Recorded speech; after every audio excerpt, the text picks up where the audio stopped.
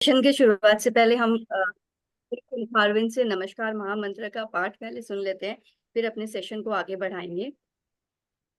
1 minute में video play करती हूँ।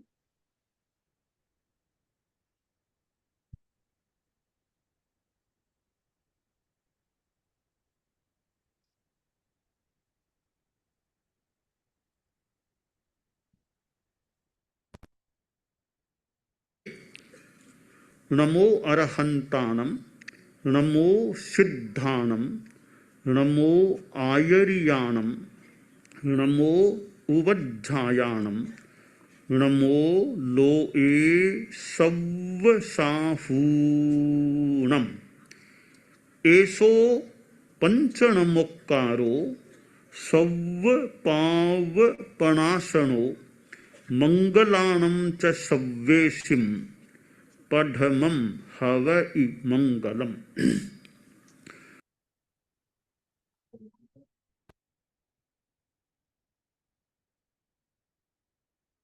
आज हमारे बीच उपस्थित हैं हमारे टीपीएफ दिल्ली के प्रेसिडेंट, हमारे अपने राजेश भैया। राजेश भैया, मैं आपसे अनुरोध करूंगी 2 शब्द प्रोत्साहन हेतु, प्लीज। सादर जय जिनेंद्र। गरिमा, सबसे पहले रंजना जी को इतने सुंदर कार्यक्रम के लिए बहुत बहुत साधुवाद, बहुत बहुत धन्यवाद। आज हमारे बीच में आर के खन्ना साहब भी आज यहाँ पर आए हुए हैं भैया ये और सेशंस अटेंड कर रहे हैं रेगुलर वैसे। बिल्कुल खन्ना साहब बिल्कुल अटेंड कर रहे हैं और ये इससे बड़ी खुशी की बात और क्या हो सकती है कि जब हर जय उम्र के। जिनेंद्र राजेश जी। हाँ रंजना जी, जय जिनेंद्र, जय जिनेंद्र। टीपीएफ नॉर्थ जोन के हमारे मंत्री महोदय भरत भाई, हमारे उपाध्यक्ष सैनिक जी और जितने भी लोग उपस्थित हैं आज, जो श्रावक है सुनने वाले, उन सभी को मेरा सादर जय जिनेंद्र। धार्मिक कार्यक्रम है, धार्मिक कार्यक्रम में लोगों की रुचि कम होती है, जैसा कि हम नंबरों से देखते हैं। अगर यही कोई बॉलीवुड पिक्चर का या कोई और अभी शूटिंग वूटिंग हो रहा होता तो भी बहुत लोग आ जाते हैं, लेकिन ये भी पार्ट है लाइफ का।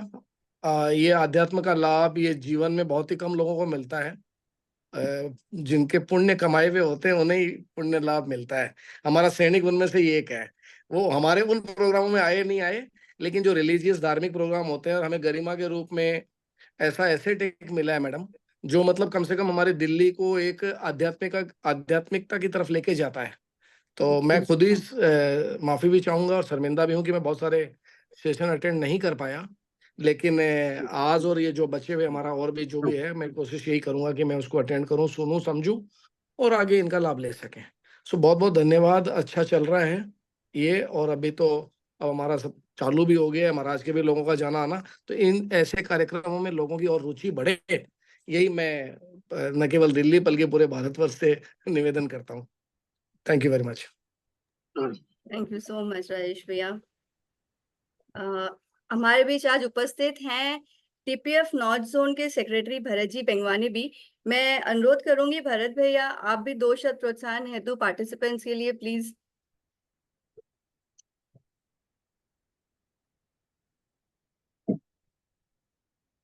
भरत भैया। सॉरी गरिमा जी, मैं अभी थोड़ा सा बाहर हूँ, हॉस्पिटल में हूँ, तो मैं बात नहीं कर सकता। सॉरी, सुन रहा हूँ। ओके ओके भैया। अब मैं अपने पिछले सेशन के पुनरावर्तन हेतु मैं आमंत्रित करना चाहूंगी श्री सैनिक जी जैन से कि वो पिछला सेशन का रिवीजन हमें कराएं, जो कि लवन समुद्र पे बेस्ड था। सैनिक जी। धन्यवाद गरिमा जी।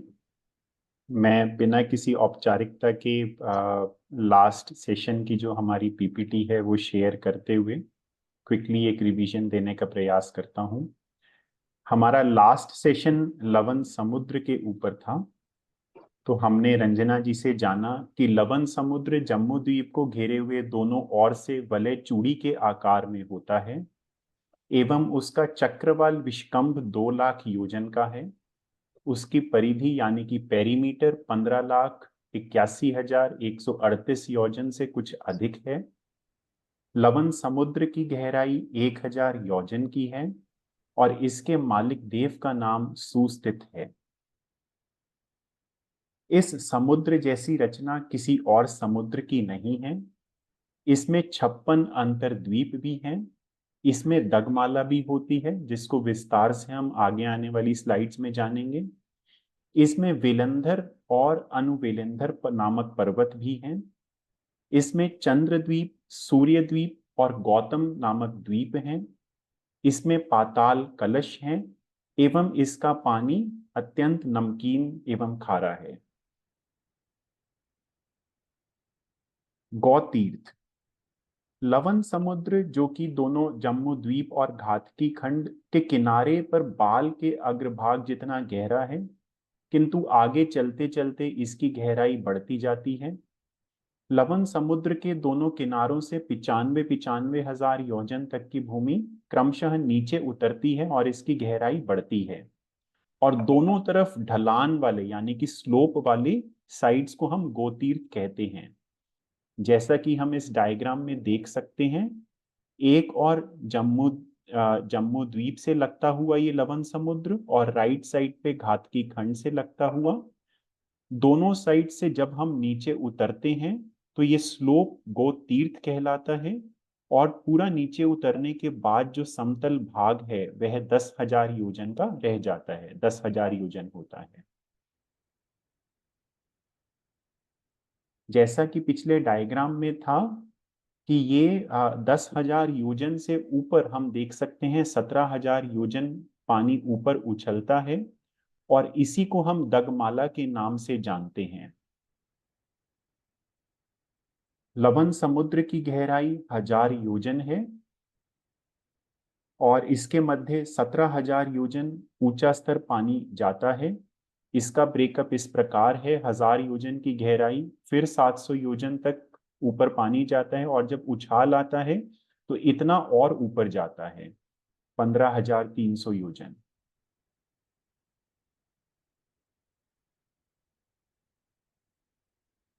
महापाताल कलश, जम्मू द्वीप और घातकी खंड द्वीप दोनों के किनारे किनारे से 95 हजार अंदर जाने पर बीच का जो 10,000 योजन का समतल भाग है, इसमें पाताल कलश होते हैं। यह पाताल कलश घड़े के आकार में होते हैं, और 4 दिशाओं में 4 महापाताल कलश हम जानते हैं। इन कलशों के नीचे का भाग 10,000 योजन, मुख्य भाग 10,000 योजन चौड़ा, मध्य में 1,00,000 योजन विस्तार वाला, और गहराई 1,00,000 योजन रहती है। इसका हम डायग्राम भी देखते हैं इस प्रकार से: समतल भाग 10,000 योजन, मुख भाग 10,000 योजन, चौड़ाई 1,00,000 योजन और गहराई 1,00,000 योजन। वो था महापाताल कलश। इसके अलावा लवन समुद्र में लघु पाताल कलश भी होते हैं, जिनकी कुल संख्या 7,884 होती है, 9 पंक्तियों में। वो इसकी कैलकुलेशन हम आगे आने वाली स्लाइड्स में देखेंगे।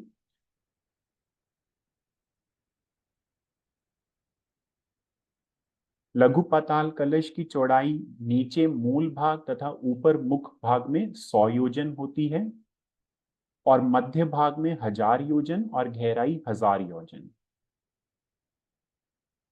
इसकी कैलकुलेशन जो टोटल हमारे 7,884 लघु पाताल कलश हैं, इसकी कैलकुलेशन 9 लड़ियों में होती है। प्रथम लड़ी में 215, और सब्सिक्वेंटली हर लड़ी में एक एक संख्या बढ़ती जाती है, 216, 217, और कुल मिलाकर एक लड़ी में 1971 कलश आते हैं।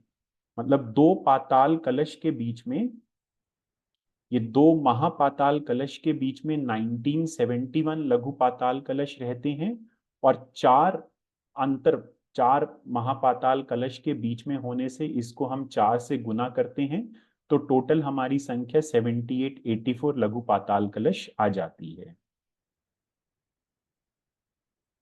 लवन शिखा, पाताल कलशों के नीचे के त्रिभाग की वायु में जब क्षोभ यानी कि खलबली उत्पन्न होती है, तब वह ऊपर से पानी को ऊर्ध्वमुखी बनाती है, ऊपर की ओर उछालती है।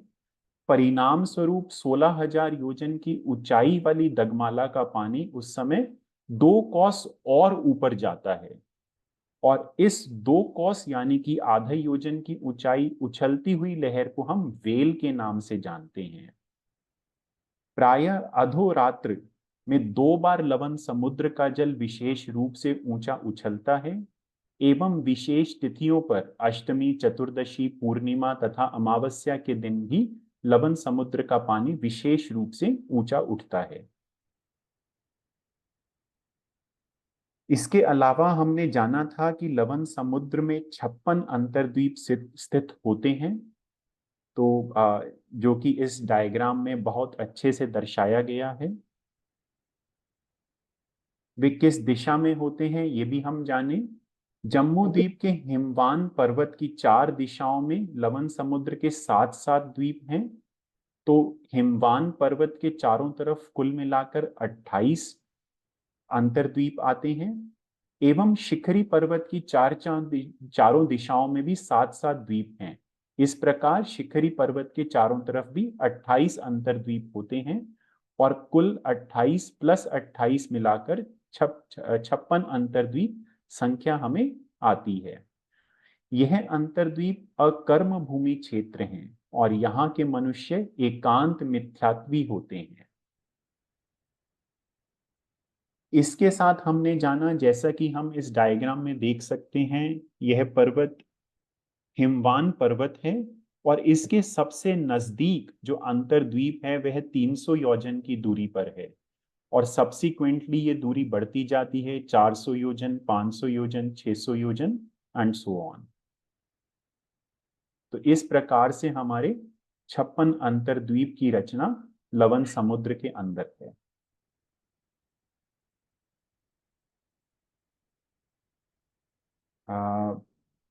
लवन समुद्र का टॉपिक यहीं पे खत्म होता है। तो अब हम किसी की कोई क्वेरी है इसके रिगार्डिंग तो वो पूछ सकते हैं, अन्यथा हम आज के टॉपिक की ओर बढ़ सकते हैं।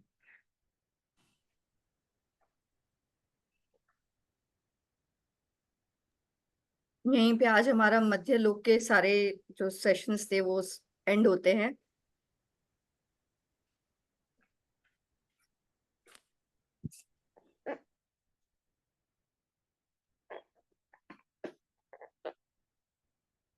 स्टार्ट करें गरिमा जी? अगर किसी की क्वेरी नहीं है तो रंजना जी मेरी एक क्वेरी है जी लवन समुद्र से। मैं एक जी बार पुनः स्क्रीन शेयर करता हूं जी।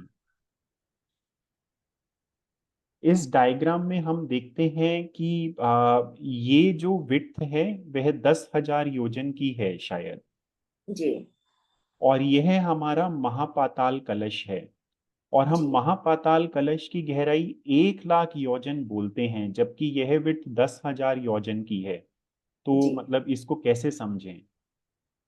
देखिए, ये सिर्फ दर्शाने के लिए कि यहाँ पे पाताल कलश है, उसका अपने जब ऊपर मुख भाग कितना है, 10,000 योजन, अभी आपने पढ़ा था।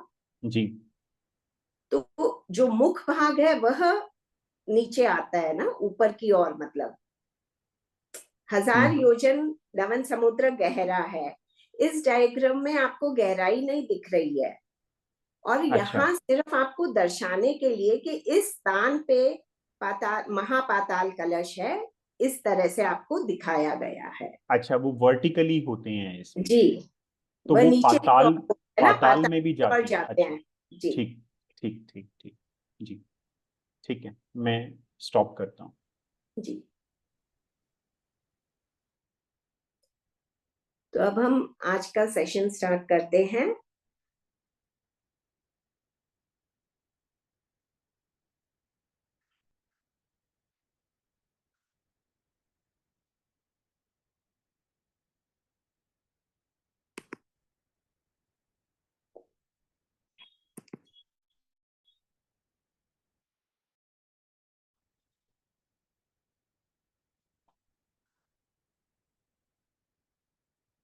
पंच परमेष्टि को नमन,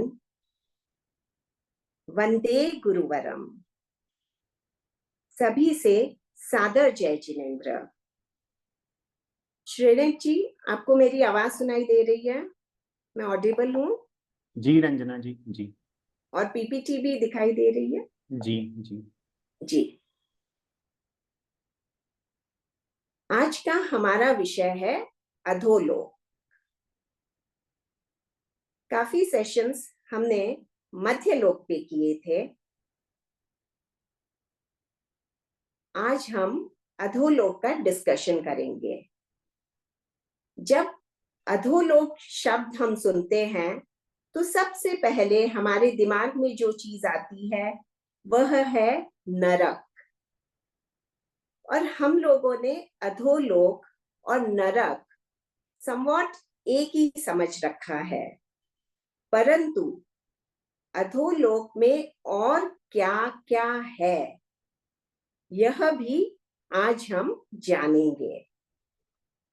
इसके साथ साथ मध्यलोक में हमने जम्बू द्वीप आदि असंख्य द्वीप समुद्रों के बारे में जाना, पर उस समतल भूमि के नीचे और क्या है उसे भी आज हम देखेंगे। हमने उसकी चर्चा मेरू पर्वत के समय की थी, लेकिन आज पुनः उसे भी हम जानेंगे।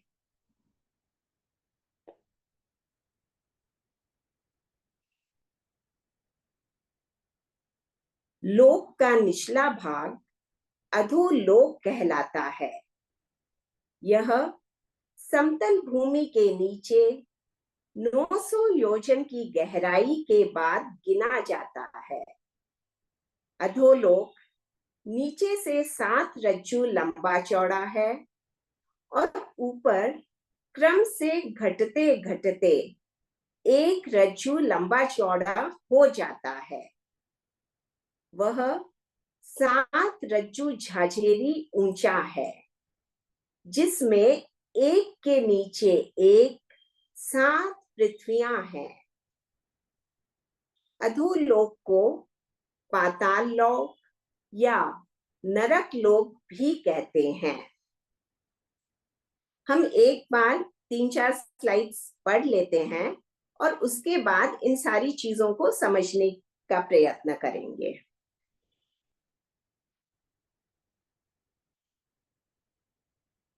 अधोलोक की 7 पृथ्वियों के नाम।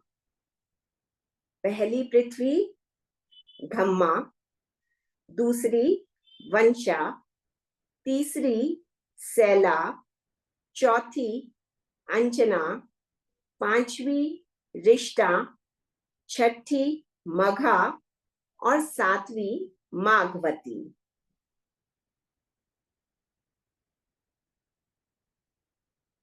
अधोलोक की 7 पृथ्वियों के गोत्र। पहली पृथ्वी का गोत्र रत्नप्रभा, दूसरी का शर्करा प्रभा, तीसरी का बालुका प्रभा, चौथी का पंख प्रभा, पांचवी का धूम प्रभा, छठी का तमः प्रभा और 7वीं का महातमः प्रभा।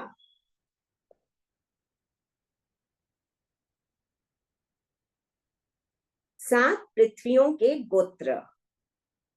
रत्नप्रभा, यह पहली नरक का गोत्र है, पहली पृथ्वी का गोत्र है।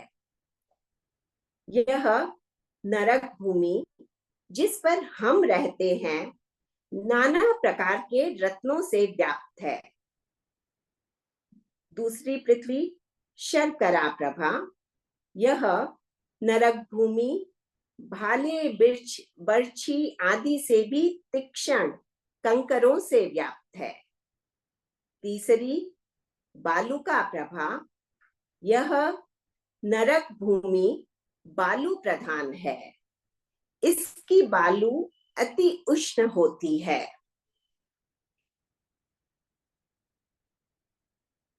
चौथी पंख प्रभा, यह नरक भूमि रक्त, मांस और पीव जैसे कीचड़ से युक्त होती है। पांचवी धूम प्रभा, यह नरक भूमि धुएं से व्याप्त है इसका धुआं राई मिर्च से भी अधिक खारा होता है। छठी, तमः प्रभा। यह नरक भूमि घोर अंधकार से व्याप्त है। और सातवीं, महातमः प्रभा। यह पृथ्वी घोराति घोर अंधकार से व्याप्त है। 7 पृथ्वियों की मोटाई।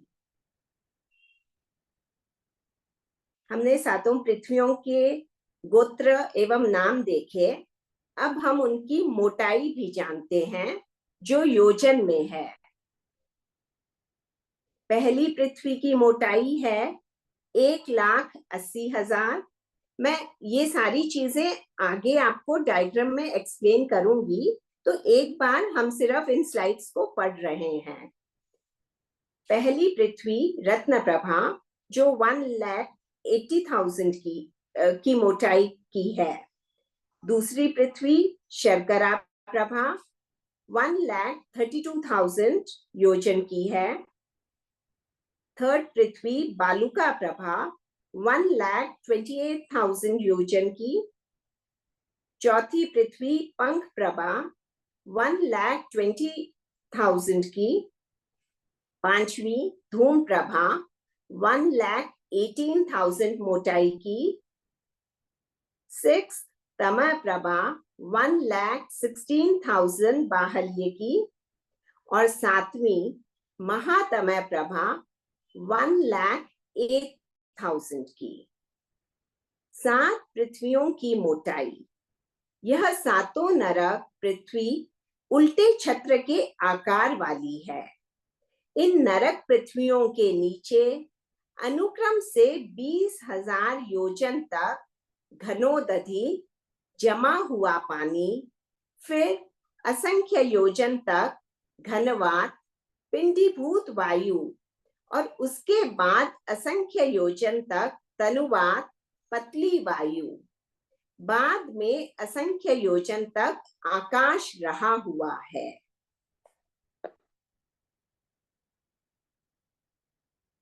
इन सारी पृथ्वियों में अंतर एवं प्रतर हैं।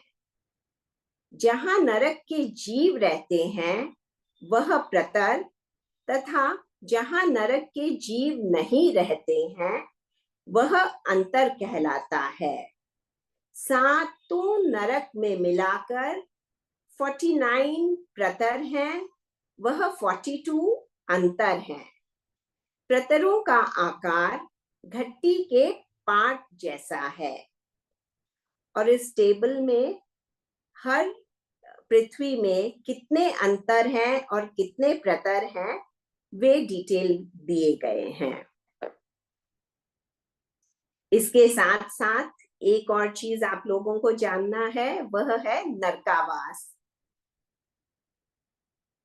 प्रत्येक प्रतर असंख्यात योजन लंबे चौड़े होते हैं और मोटाई 3,000 योजन है, जिसमें 1,000 योजन की छत होती है, 1,000 योजन नीचे का आंगन होता है और बीच में 1,000 योजन रिक्त स्थान होता है।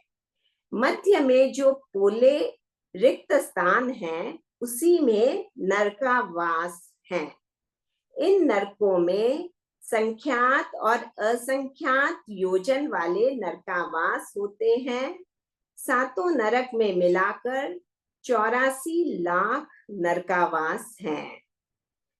नरकावासों में नरक के जीव रहते हैं। अब देखिए, ये सारी चीजें जो हमने पढ़ी हैं, इन्हें अब हम डायग्राम्स में समझेंगे।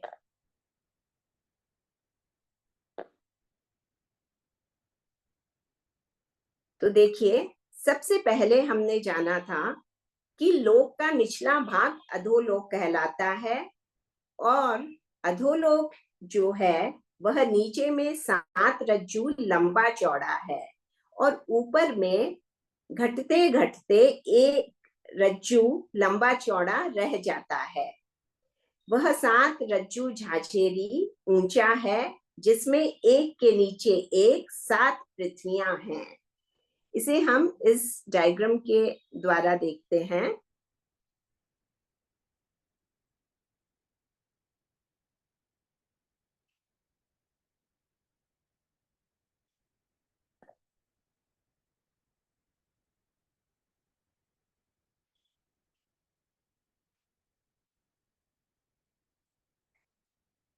यह अधोलोक है। नीचे में यह 7 रज्जु लंबा और चौड़ा है और इसकी ऊंचाई 7 रज्जु झाझेरी यानी 7 रज्जु से कुछ अधिक है। यह अधोलोक कहाँ स्थित है? यह मध्यलोक के नीचे है। मध्यलोक से 900 समतल भूमि से 900 योजन नीचे तक मध्यलोक है।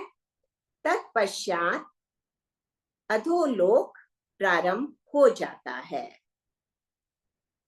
अधोलोक में क्या है? 7 पृथ्वियां हैं। उल्टे छाते के आकार की 7 पृथ्वियां हैं और यह सातों पृथ्वियां एक दूसरे से जुड़ी हुई नहीं है, सब अलग अलग है। इन पृथ्वियों के नीचे 3 वलय हैं, जिनमें से 2 वात वलय हैं और एक घनोदधि है।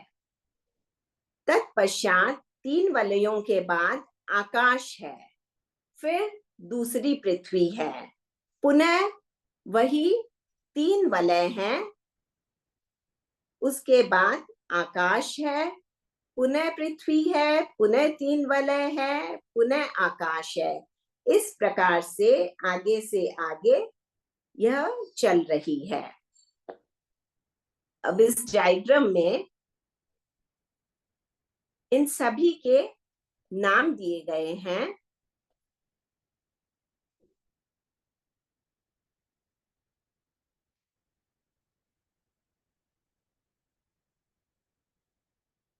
इन सभी के यहाँ पे नाम दिए गए हैं कि इन सब के गोत्र क्या क्या है। सॉरी, नाम नहीं दिए गए हैं, गोत्र दिए गए हैं। नाम और गोत्र में क्या डिफरेंस होता है? नाम हम किसी का भी कोई भी नाम रख सकते हैं, परंतु गोत्र उसकी विशिष्टता दर्शाता है। जैसे पहली पृथ्वी का नाम रत्न प्रभा है, तो वहां पे रत्नों की बहुलता है। जैसे हमने पढ़ा था कि तीसरी पृथ्वी है, उसका नाम बालू का प्रभा है, वहां बालू अधिक है, बहुत उष्ण है। इसी प्रकार से जो लास्ट 7वीं पृथ्वी है, महातम प्रभा, वहां पे घोराति घोर अंधकार है, इसलिए उसका गोत्र महातम प्रभा है। तो गोत्र उसकी विशिष्टता के अनुसार होता है, जबकि नाम किसी का भी कुछ भी रखा जा सकता है। अब इन पृथ्वियों को नरक पृथ्वियां भी कहा जाता है या पाताल पृथ्वियां भी कही जाती है, क्योंकि यह पाताल लोक कहा जाता है। तो इन पृथ्वियों के में क्या रचना है, यह हमें जानना है। तो इन सारी पृथ्वियों में नरक एक तो, क्योंकि हम इसमें मेन नरक के बारे में पढ़ेंगे, तो इन सब में कितने नरकावास हैं उनके बारे में यहाँ बताया गया है। इसके अलावा अंतर और प्रतर, हर एक में कितने अंतर है, यह इस डायग्राम में आपको बताया गया है, जो हम आगे देखेंगे कि अंतर और प्रतर के डिविजन्स कैसे होते हैं। और इसके अलावा इनकी मोटाई, कि ये कितने योजन के हैं, इनकी मोटाई कितनी है, वह बताई गई है।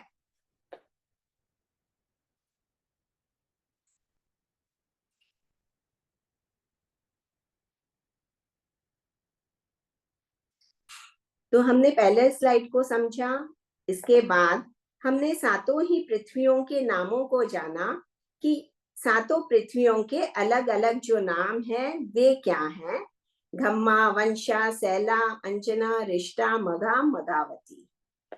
इसके बाद हमने उनके गोत्रों को जाना कि उनमें क्या विशिष्टताएं हैं और उसके अनुसार उन्हें क्या पुकारा जाता है। तो वह है रत्न प्रभा, शर्करा प्रभा, बालुका प्रभा, पंख प्रभा, धूम प्रभा, तम प्रभा और महातम प्रभा। फिर हमने यह जाना कि इन सातों ही पृथ्वियों में क्या विशिष्टताएं हैं जो इनका गोत्र यह रखा गया।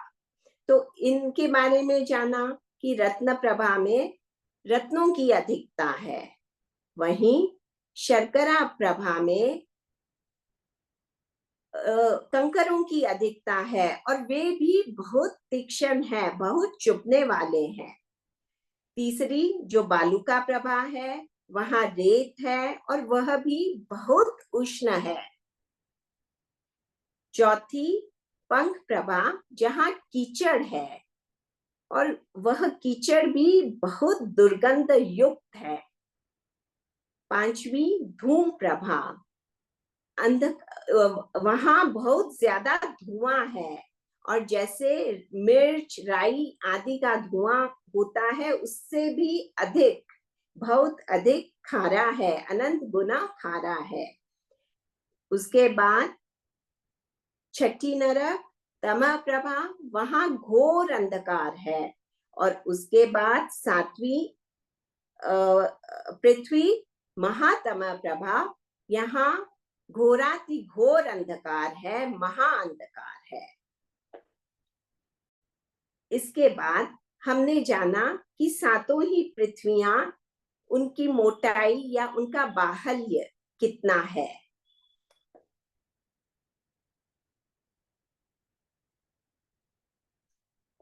देखिए बाहुल्य इसे कहा जाता है कि यहां से यहां तक ये जो है ये 3 वात वलय हैं, परंतु ये जो पृथ्वी है इसकी मोटाई होती है, तो वह कितनी है, उस मोटाई के बाद यह 3 वात वलय होते हैं। तो इसकी मोटाई कितनी है वह हमने इस स्लाइड में जाना था। और हमने यह भी जाना कि ये जो नरक है यह उल्टे छत्र के आकार का है और इन नरक पृथ्वियों, ये जो नरक पृथ्वियां है, ये जो पृथ्वियां है अधोलोक की, ये उल्टे छत्र के आकार वाली है।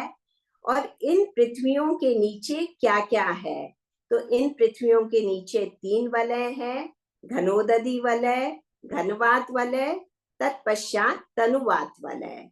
जो घनोदधि है वह जमा हुआ पानी या ठोस पानी की तरह होता है।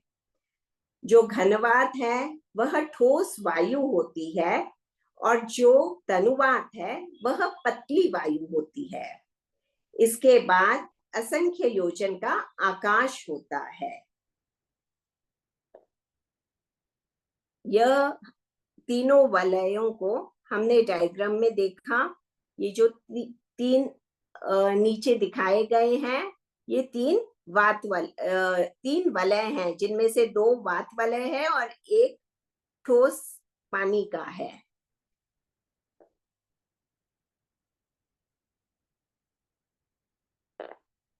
इसके बाद हमने जाना कि अंतर और प्रतर होते हैं। तो अंतर किसे कहते हैं और प्रतर किसे कहते हैं। जहां नरक के जीव रहते हैं उन्हें प्रतर कहा जाता है और जहां नरक के जीव नहीं रहते हैं वे अंतर कहलाते हैं। हम आगे यह भी देखेंगे कि इन अंतरों में क्या है, क्या यहाँ पे कुछ और चीज होती है, कोई और यहाँ रहते हैं या ये एकदम खाली होते हैं। तो सातों ही नरकों में मिलाकर, सातों ही पृथ्वियों में मिलाकर 49 प्रतर हैं, वह 42 अंतर है। और हरेक में कितने हैं यह इस टेबल में आपको दिख रहा होगा। प्रतरों का आकार घट्टी के पाट की तरह है। तो प्रतरों का आकार कैसे है? जैसे कि घट्टी होती है, ऊपर में पत्थर, नीचे में पत्थर और बीच में हॉलो होता है, जहां पे जो भी चीज हम डालते हैं वह पिसता है।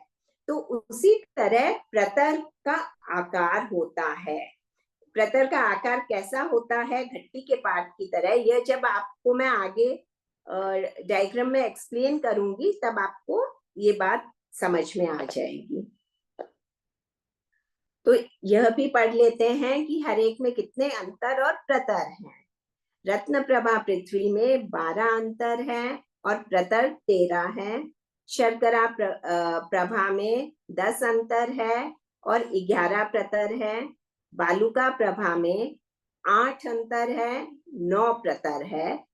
पंख प्रभा में 6 अंतर है और 7 प्रतर है।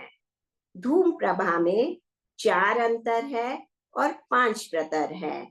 तमह प्रभा में 2 अंतर है और 3 प्रतर है।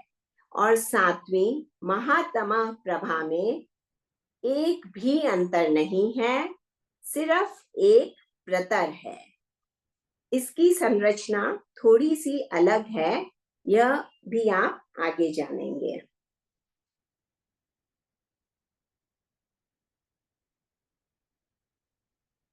अब हमने जहां कहा कि प्रतरों में नरक के जीव रहते हैं, तो वे कहाँ रहते हैं? वहां उनके नरकावास होते हैं।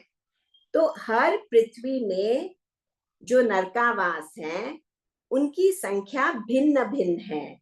तो पहली पृथ्वी में 30 लाख नरकावास है, 30 लाख नरकावास है। दूसरी पृथ्वी में 25 लाख नरकावास है। तीसरी पृथ्वी में 15 लाख, चौथी पृथ्वी में 10 लाख, पांचवी पृथ्वी में 3 लाख और 6th पृथ्वी में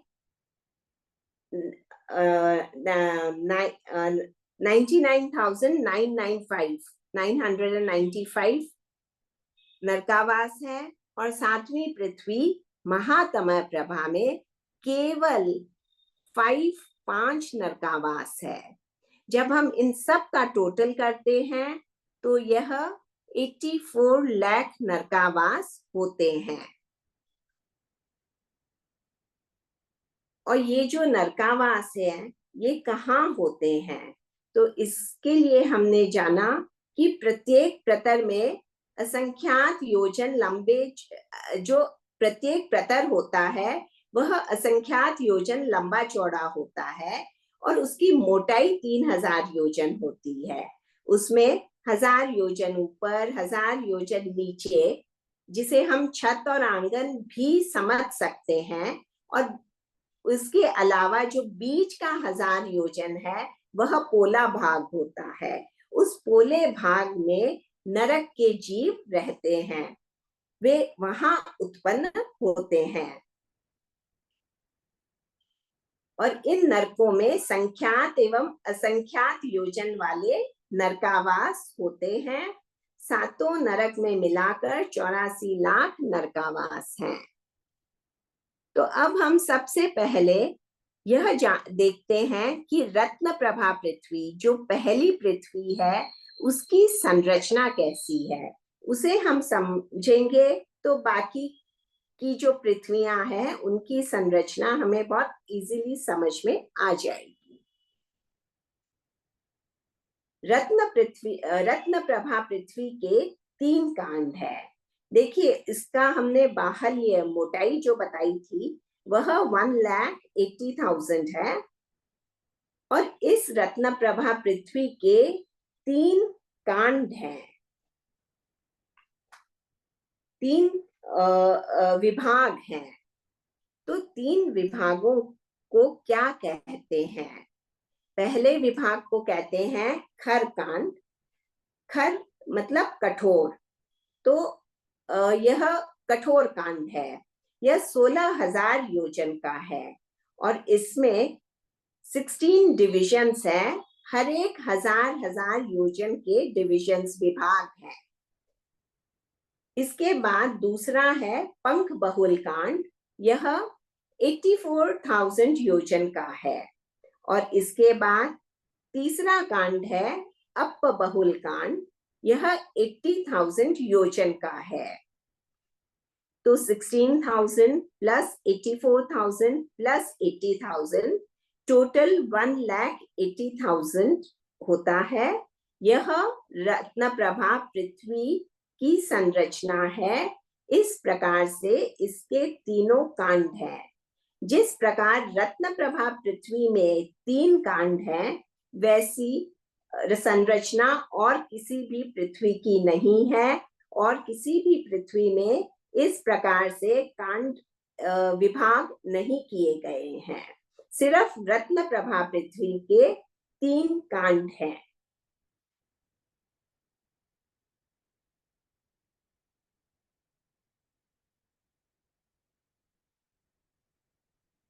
अब हमने जो अंतर और प्रतर के बारे में पढ़ा था, इसे देख लेते हैं।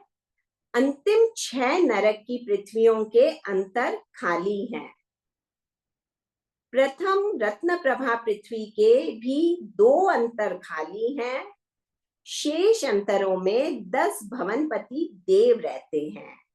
हमने देखा था कि रत्न प्रभा पृथ्वी में 13 प्रतर हैं और 12 अंतर है।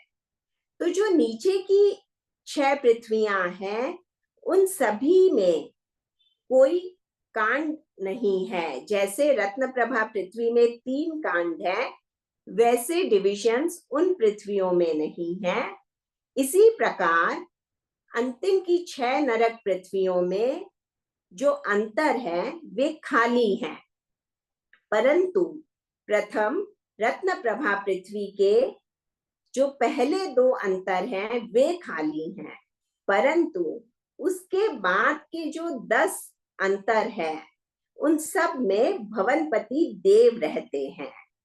तो इससे हमें पता चलता है कि अधोलोक में भी देवता निवास करते हैं।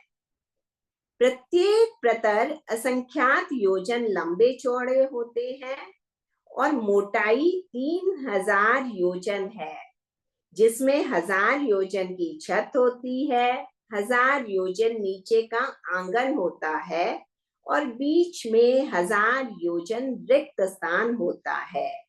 मध्य में जो पोले रिक्त स्थान है, उसी में नरकावास है। तो हमने यह जाना कि रत्न प्रभा पृथ्वी के अंतरों में क्या है और रत्न प्रभा पृथ्वी के प्रतरों में क्या है। रत्न प्रभा पृथ्वी के 13 प्रतर है, उनमें नरकावास है और उसके 10 अंतर है। उन अंतरों में 2 अंतर, उसके 12 अंतर है, जिसमें से 2 अंतर खाली हैं और 10 अंतरों में भवनपति देव निवास करते हैं। अब देखिए, यह डायग्राम है। इसमें ऊपर मेरु पर्वत है। मेरु पर्वत के बाद यह जो पिंकिश लाइन है, पर्पलिश पिंकिश, यह 1000 योजन ऊपर और 1000 योजन नीचे शून्य पिंड है। यह टोटल जो पहली पृथ्वी रत्न प्रभा पृथ्वी का जो बाहल्य है, जो मोटाई है, वह है 1,80,000 योजन। उसमें 1000 योजन ऊपर के छोड़ दिए और 1000 योजन नीचे के छोड़ देते हैं। यह दोनों शून्य पिंड है। तो हमारे पास बचता है 1,78,000 योजन। अब इस 1,78,000 योजन में क्या क्या है, इसे देखते हैं।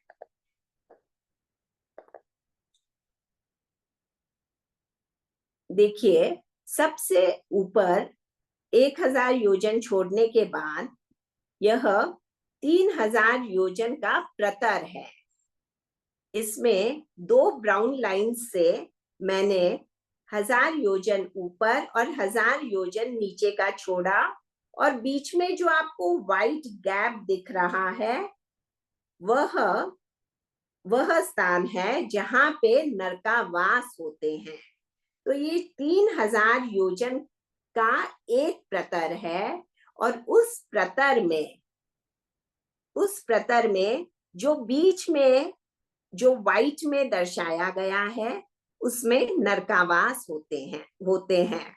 उसके बाद उसके नीचे यह जो येलो में आपको दिख रहा है यह अंतर है।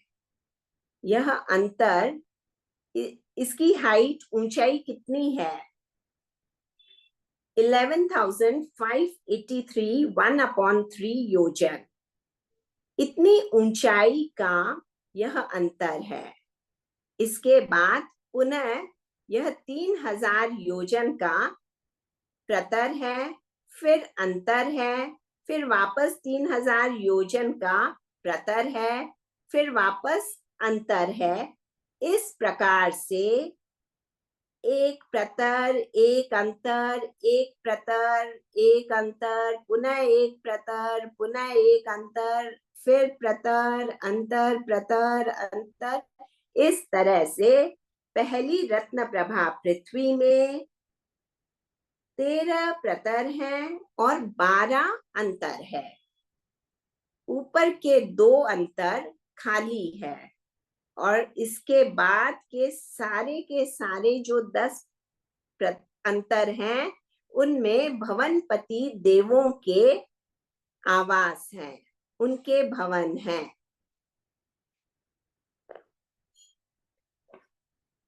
10 प्रकार के जो भवनपति देव हैं, पहले असुर कुमार, उनका आवास यहाँ है सबसे ऊपर।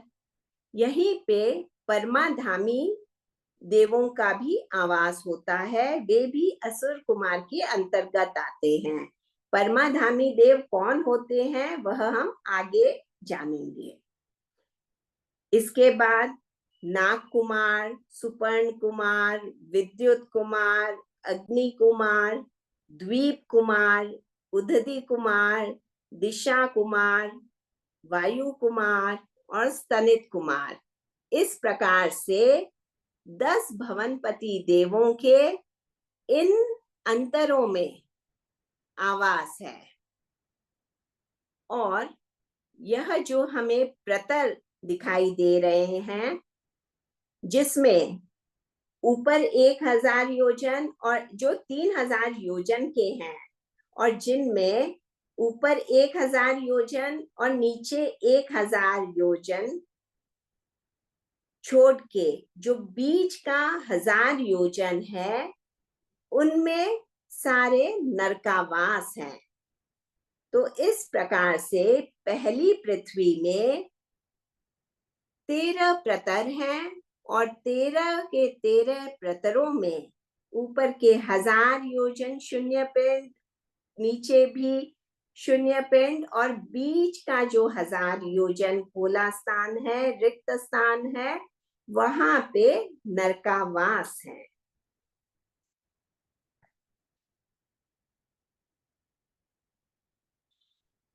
इस प्रकार पहली पृथ्वी की मोटाई 1,80,000 योजन होती है। फिर बीच में 3 वात वलय हैं, उसके नीचे दूसरी शर्करा प्रभा, और इसी प्रकार बाकी के 6 नरक हैं। 6 पृथ्वियां हैं, इन्हें नरक पृथ्वियां भी कहते हैं। इन सभी नरकों में पहले से 7वें नरक तक जाते हुए वेदना, अवगाहना, आयु आदि सब बढ़ते चलते हैं। जैसे एक एक नरक हम आगे बढ़ेंगे, वैसे वैसे वहां वेदना अत्यधिक बढ़ती जाएगी, अवगाहना, आयु आदि भी। तो हम जब देखते हैं कि रत्न प्रभा पृथ्वी में जो इसके स्टार्टिंग के जो नैर्यक हैं, उनका जगन्य आयुष्य 10,000 वर्षों का होता है और जो 7वीं पृथ्वी के नैर्यक उत्कृष्ट जो उनकी आयु होती है वह 33,000 सागरोपम की हो जाती है। नैर्यिकों के उत्पत्ति स्थान, ये जो नैर्यक हैं, जो हमने देखा कि बीच में नरकावास होते हैं, तो उन नरकावासों में जो नैर्यिक उत्पन्न होते हैं वे कैसे उत्पन्न होते हैं? देवों के उत्पत्ति स्थान को जैसे शैया कहते हैं, वैसे ही नारक जीवों के जन्म स्थान को कुंभी कहते हैं। ये 4 प्रकार की है। ऊंट के गर्दन की तरह टेढ़ी, घृत के कुप्पे जैसी ऊपर से चौड़ी नीचे से संकड़ी, डिब्बे की तरह ऊपर नीचे बराबर और अफीम के डोडे की तरह ऊपर से संकड़ी नीचे से चौड़ी। देखिए जैसे ये 7 नरक है, इन्हें आप देश के समान समझिए और ये जो नरकावास है उन्हें आप नगरों की तरह जानिए और ये जो कुंभियां हैं यह घरों की तरह है।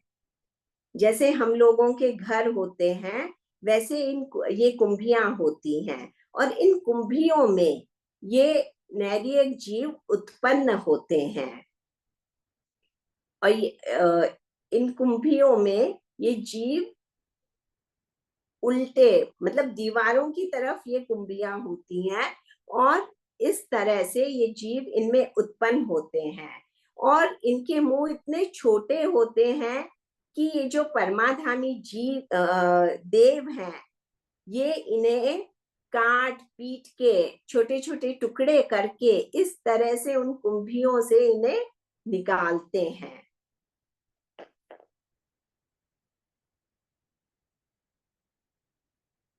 नारकी जीवों को प्रमुख रूप से 3 प्रकार की वेदना होती है।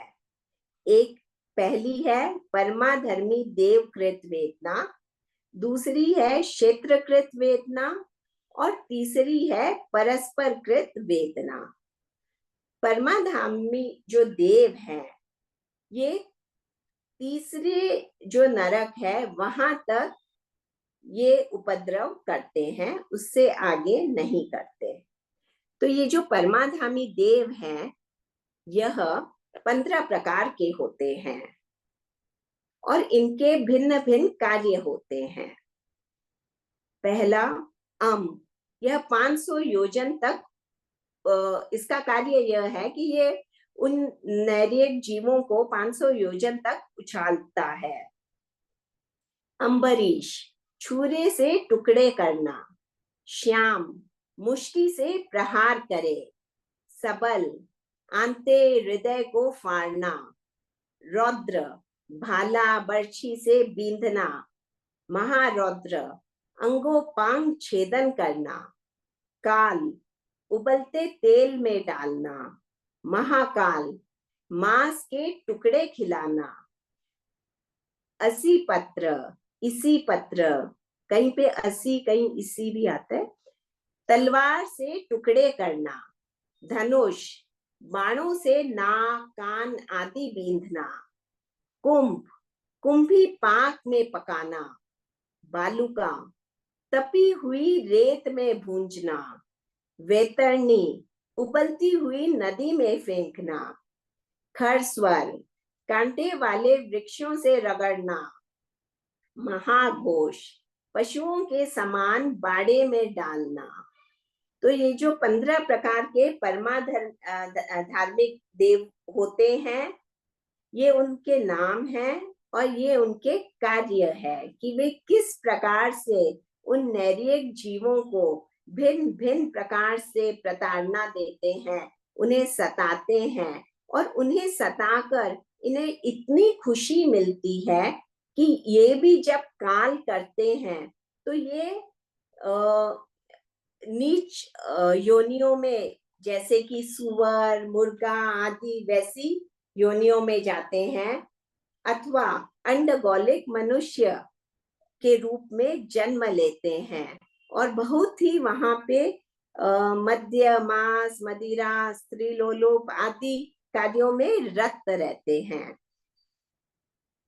ये जब अंडगोलिक मनुष्य के रूप में पैदा होते हैं तो वहां पे इन्हें भी बहुत ज्यादा प्रताड़ना सहनी पड़ती है।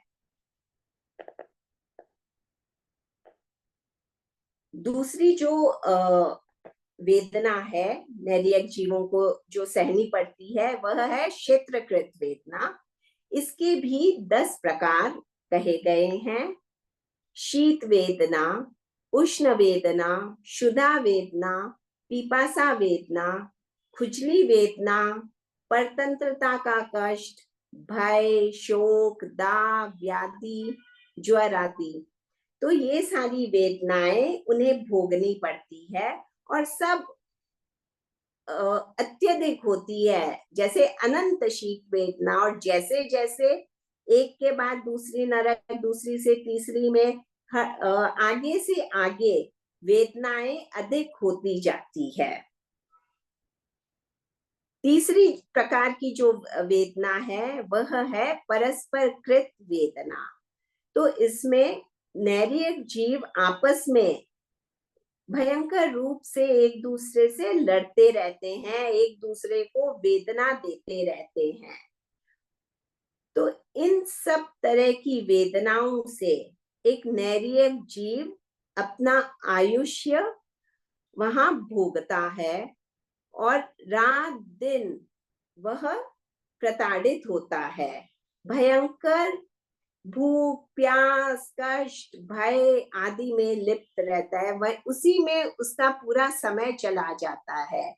उनके अवधि ज्ञान होता है तो उन्हें कई बार आगे आने वाली भयंकर कष्टों की भी जानकारी हो जाती है, जिससे वे बहुत भयभीत रहते हैं। उनके शरीर में भयंकर ज्वाला रहती है, उनके भयंकर व्याधियां होती हैं, इतने इतने रोग उनके होते हैं, उनके कष्ट उन्हें भोगने पड़ते हैं।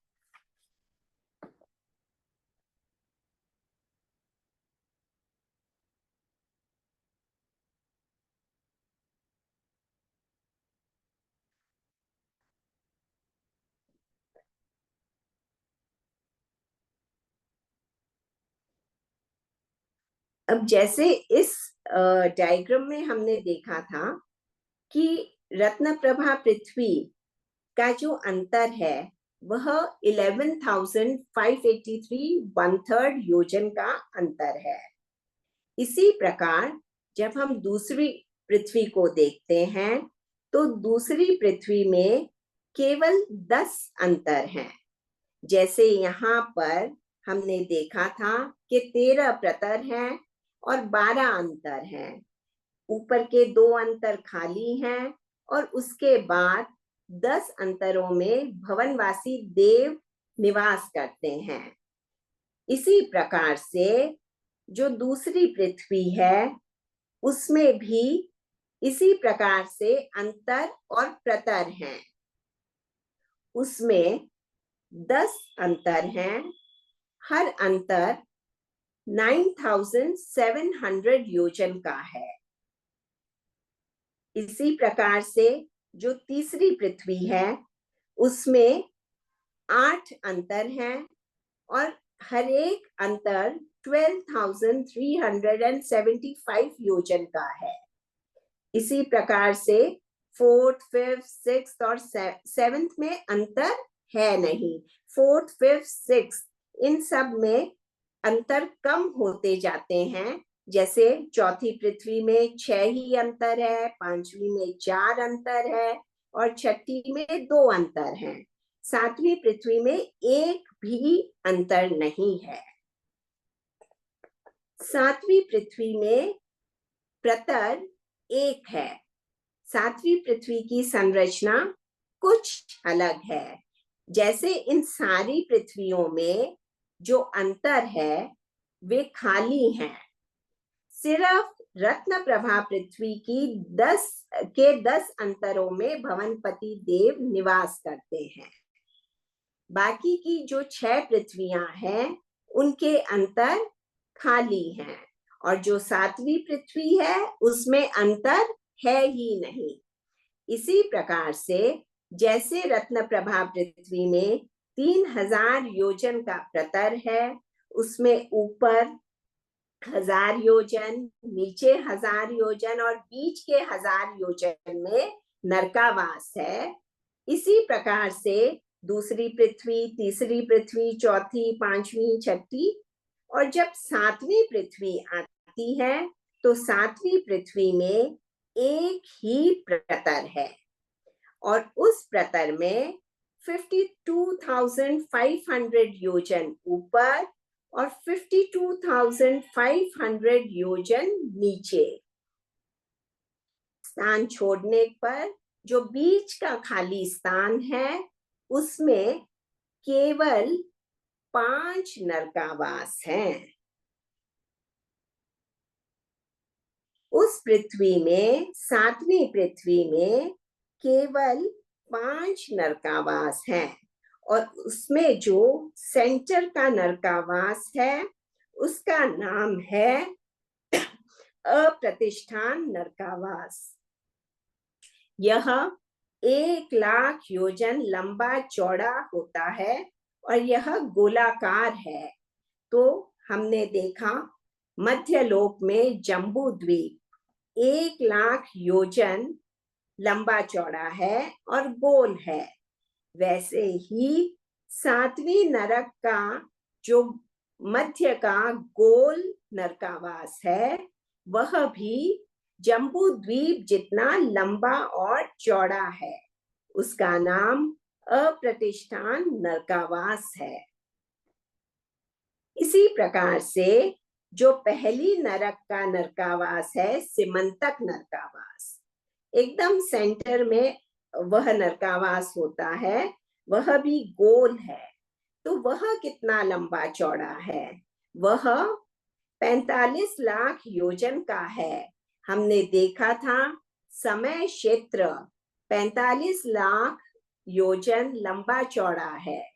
उसी प्रकार से पहली नरक का सिमंतक नरकावास 45 लाख योजन लंबा चौड़ा गोलाकार है। ये जो सारी नरक की भूमियां होती हैं, ये अति अंधकारमय एवं दुर्गंध युक्त होती है, अशुभ पुद्गलों से व्याप्त होती है, और इनका स्पर्श इतना तीक्ष्ण, इतना पीड़ाजनक होता है कि जैसे 1000 बिच्छुओं ने एक साथ काट लिया हो। उतनी पीड़ा तो सिर्फ इस क्षेत्र में ऐसे ही हो जाती है। परमाधार्मी देवों का जो उपद्रव होता है वह तो और अलग बात है, और इसके साथ साथ अनेक प्रकार की और वेदनाएं एक नैरिक जीव को सहना पड़ता है। इसमें ध्यान देने की बात यह है कि परमाधामी जो देव हैं वे सिर्फ तीसरे नरक पृथ्वी तक उपद्रव कर सकते हैं।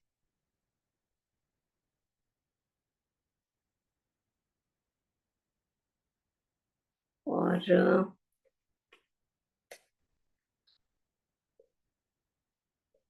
अब हम देखते हैं कि हमने यह जाना कि 7 अधोलोक में 7 पृथ्वियां हैं।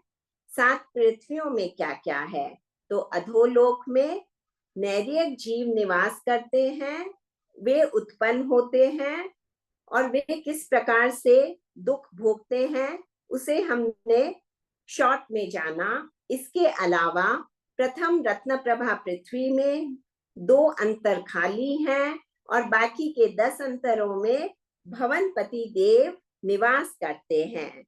उनके टोटल 7 करोड़ 72 लाख भवन होते हैं, और इन्हें असुर कुमार, नाग कुमार, सुपर्ण कुमार, कुमार इसलिए कहा जाता है क्योंकि ये अति सुंदर होते हैं। युवा तो होते ही हैं पर अति सुंदर होते हैं और बहुत ही क्रीड़ा प्रिय होते हैं। तो इस प्रकार से जम्बू द्वीप से नीचे क्या क्या है यह हमने जाना अधोलोक में। अब हम देखते हैं कि जो हमने 1000 योजन ऊपर का कहा है, जो इस पिंक लाइन से दर्शाया गया है, इस 1000 योजन में क्या है। रत्न प्रभा पृथ्वी के सबसे ऊपर जो समतल भाग है, जो यह भाग है, इस भाग में क्या है। तो देखिए, समतल भूमि से 900 योजन तक मध्यलोक है, उसके बाद अधोलोक प्रारंभ हो जाता है। मेरू पर्वत को हमने देखा था और यह जाना था कि वह 1000 योजन नीचे गया है। मूल में वह समतल भूमि से 1000 योजन नीचे गया हुआ है। और अब हमने देखा कि रत्न प्रभा पृथ्वी नीचे में किस प्रकार से फैली हुई है। तो इस नीचे के 1000 योजन में क्या है, इसे हम जानते हैं। पहले की 100 योजन हम लेते हैं, उसमें ऊपर 10 योजन और नीचे 10 योजन छोड़ देते हैं, और जो बीच के 80 योजन है, वहां वाण व्यंतर देवों का आवास है। वहां वाण व्यंतर देव, अन्नपन्नी, पानपन्नी, इसी वाई आदि जो हैं, उन 8 वाण व्यंतर देवों का वहां आवास है उस 80 योजन में। उसके बाद 800 योजन में व्यंतर देवों के आवास है।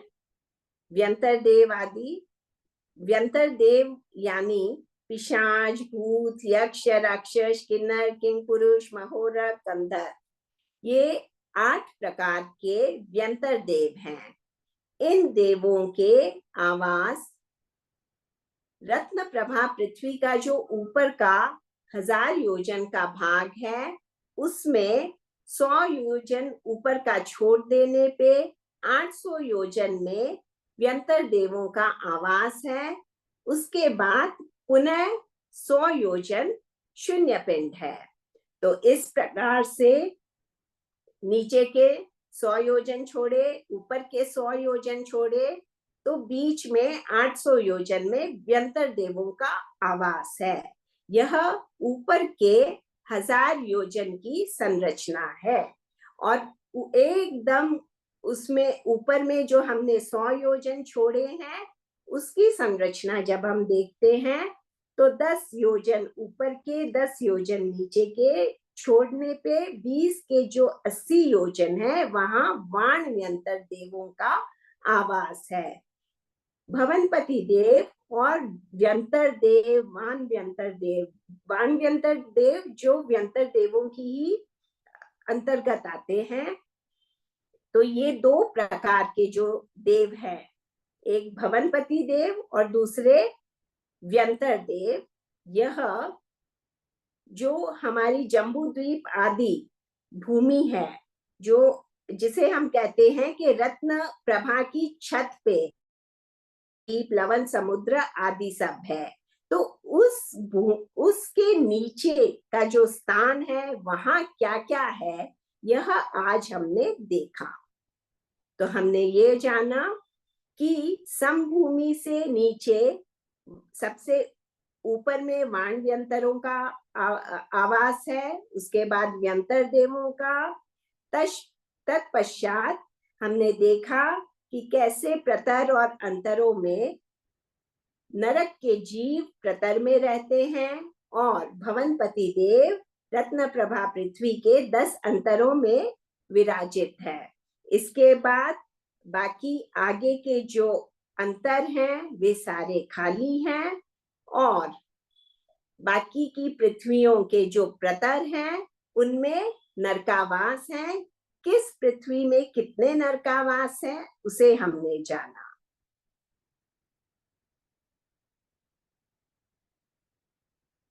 इन सब चीजों में कोई कंफ्यूजन है, कोई आपके क्वेरी है तो आप पूछ सकते हैं, या कोई स्लाइड अगर आपको पुनः देखनी हो तो आप मुझे बता सकते हैं।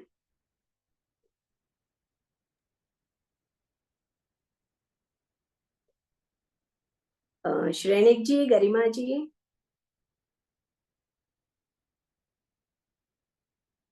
कोई क्वेरी है किसी की तो आप पूछ सकते हैं। मैं स्लाइड शो। जी रंजना जी, मैं पूछ सकता हूँ क्या? हाँ हाँ जी, बताइए। आपने बताया कि जो पहला नर्क है वो रत्न प्रभा है, उसमें रत्न ही रत्न होते हैं। जी जब उसमें रत्न ही रत्न है, दूसरे में कहीं गर्म बालू है, कहीं कुछ है, तो वो फिर नरक कैसे हुआ? उसमें जी, रहने वालों को कष्ट देखिए कैसे इसके मिले? इसीलिए तो 3 कांड किए गए हैं ना। ऊपर का जी। कांड है, ऊपर का जो कांड है वह उस कांड में रत्नों की बहुलता है। और जी। हम लोग नॉर्मल ऐसे भी देखते हैं ना कि हीरा आदि जो है वो खदानों से कहाँ से निकलता है, हमारी जम्बू द्वीप के हमारे जो नीचे की पृथ्वी है वहीं से खदानों से सब चीजें निकलती है। हाँ जी। जी, तो उस जी। इसलिए कहा जाता है कि यहाँ रत्नों की बहुलता है, ऐसे नहीं है कि सिर्फ रत्न है और कुछ भी नहीं है। हाँ, अच्छा, और रत्नों यहाँ की के बहुलता है। जी, तो और जी। उससे नीचे हमने 2 और कांड बताए थे ना।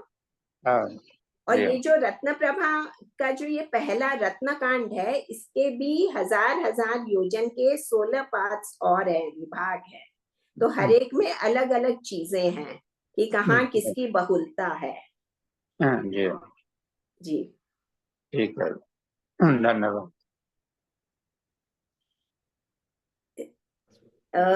और भी किसी की अगर कोई क्वेरीज है तो एक आप चीज और हैंड। मैं आप लोगों के साथ शेयर करना चाहती हूँ। जैसे देखिए हमारी बिल्डिंग है, तो उसमें कैसे हमारे फ्लोर्स होते हैं, एक फ्लोर के बाद दूसरा फ्लोर है।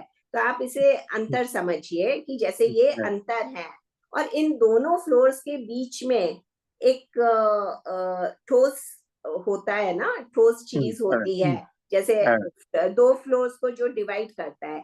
तो वहां पे उसे हम प्रतर की तरह देखें, और उनमें जैसे बिल कैसे बनाए जाते हैं, कहीं पे भी हम देखते हैं ना, कहीं पे भी ठोस चीज है उसमें चूहे सर्प आदि बिल बना लेते हैं कई चीज। तो वो कैसे बनाते हैं, उस ठोस चीज में बीच बीच में कहीं बिल है, थोड़ा मटेरियल निकाल दिया और बिल है। तो वैसे ही ये जो 3000 योजन का प्रतर है, उसमें नीचे और ऊपर शून्य पिंड है, सॉलिड चीजें हैं, बीच में थोड़ी थोड़ी पोलार है, और उस पोलार में वो नरक के जीव उत्पन्न होते हैं। ठीक, जी थैंक यू। जी। और भी किसी की अगर क्वेरीज है तो आप हैंड रेज कर सकते हैं। पिछले सेशन को लेके भी कोई क्वेरी हो या आज के सेशन को भी लेके कोई क्वेरी हो तो आप पूछ सकते हैं।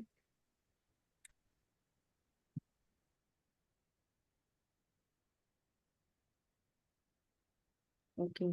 इस बीच गरिमा थैंक जी, जी। मैं मेंशन करना चाहूँगा, हमारे लिए गौरव की बात है कि आज हमारे साथ में, अभी तो मेरे ख्याल से लीव कर गए, वो डॉक्टर दिनेश ढोका जी भी जुड़े थे, जो कि टीपीएफ साउथ जोन के प्रेसिडेंट रह चुके हैं, और वे उपासक भी हैं, और एएमकेसी के ट्रेनिंग सेंटर के प्रोजेक्ट चेयरमैन भी हैं। तो हमारे लिए गौरव की बात है कि वो हमारे साथ कुछ टाइम के लिए जुड़े थे, भले ही। बिल्कुल, सच में गौरव की बात है हमारे लिए ये कि वो जुड़े। बहुत बहुत साधुवाद। ओम अरम। तो अभी हैंड रेस तो मुझे किसी का दिख नहीं रहा है। रंजना जी, मुझे लग रहा है आज का टॉपिक सबको बहुत अच्छे से समझ में आया है। इनफैक्ट आपने जो लास्ट स्लाइड्स जो दिखा रहे थे वो नरक वाली, वो 15 जो देव की जो आप दिखा रहे थे वहां पे, जी मेरे तो रोंगटे सीरियसली खड़े हो गए थे उनको सुन के।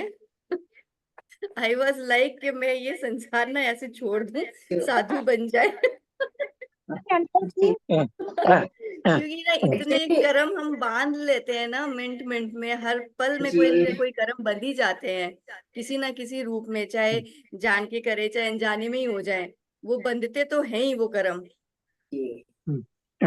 साधु बनने से और पीछे नहीं छोड़ेगा। गरिमा जी क्या है कि हमारा टाइम बहुत लिमिटेड है, तो इसलिए थोड़ा फास्ट जाना पड़ रहा है, वरना नरक की वेदनाओं का यदि हम डिटेल में वर्णन करें तो सचमुच में रोंगटे खड़े हो जाते हैं। जी हाँ जी। वो एक खाली वो आगम मैंने नाम पढ़ा था, लेते हो गया। एक आगम में इतना ऐसे ही रोंगटे खड़ाने वाला डिस्क्रिप्शन था, मैं नाम भूल गया, शायद सू या गड्ढो था। वो जो पढ़ा तो बिल्कुल ऐसा हो गया कि कोई भी बुरा काम हम करें नहीं, सोचें भी नहीं। जी। बिल्कुल ठीक। जी, हमारा उद्देश्य यही है इस सीरीज के माध्यम से कि हम अपने लोक को जानें, हमारे अच्छे कर्म का फल क्या होता है, हमारे बुरे कर्म हमें कहाँ लेके जा सकते हैं, ये हम जानें। और इसके लिए हम बहुत ही आभारी हैं रंजना जी के, जो हमें इन सब चीज़ों से वे अवगत करा रही हैं बहुत ही अच्छे तरीके से। जी तो श्रेणिक जी, मैं एक चीज और आज आप लोगों से डिस्कस करना चाहती हूँ। जी आपने आज लवन समुद्र का रिवीजन करवाया था, तो हमने यह जाना कि असंख्य द्वीप और असंख्य समुद्र हैं। आपने सिर्फ एक समुद्र, और वह भी पूरे डिटेल में नहीं देखा है, उसके हमने मतलब बहुत शॉर्ट में हमने उस समुद्र के बारे में जाना है। जी तो आप कल्पना कीजिए कि उसमें कितना पानी होगा, और यह तो सबसे छोटा समुद्र है, और इसके आगे असंख्य द्वीप और असंख्य समुद्र है, और असंख्य द्वीप और समुद्रों के बाद पुनः जम्बू द्वीप, लवन समुद्र आदि असंख्य द्वीप, असंख्य समुद्र पुनः स्टार्ट हो जाते हैं। इस प्रकार से यह क्रम आगे से आगे चलता जाता है, क्योंकि असंख्य भी कितने प्रकार का है। तो इसलिए आप सोचिए कि मध्य लोक में कितना जल है, कितना अपकाय के जीव हैं। तो हम जो यदि हम 14 नियम चितारते हैं, या अपने आप के जो पानी जल की सीमा करते हैं, तो उससे हम कितने जीवों को अभय दान देते हैं, इस बात को आज हमें समझना है, और अपने जीवन में इन सब छोटे छोटे त्यागों को अपनाना है। यदि हम में से कोई भी 14 नियम नहीं चितारता है, तो आज से ही आप इसे प्रारंभ कीजिए। बहुत छोटी छोटी सीमाएं उसमें करनी होती है। आप सोचिए कि यदि आप पानी के लीटर रखें, किसी किसी के मन में होता है कि पता नहीं मैं कितना पानी पी लूं, कितना मुझे यूज हो। आप 100 लीटर भी अगर रख लेंगे तो भी कितने जल की आपको मतलब कितने जल का आपको त्याग हुआ है, कितने जीवों को आपने अभय दान दिया है, और कितने जल की क्रिया आपकी रुकी है। इस बात को गहराई से अब आप समझिए।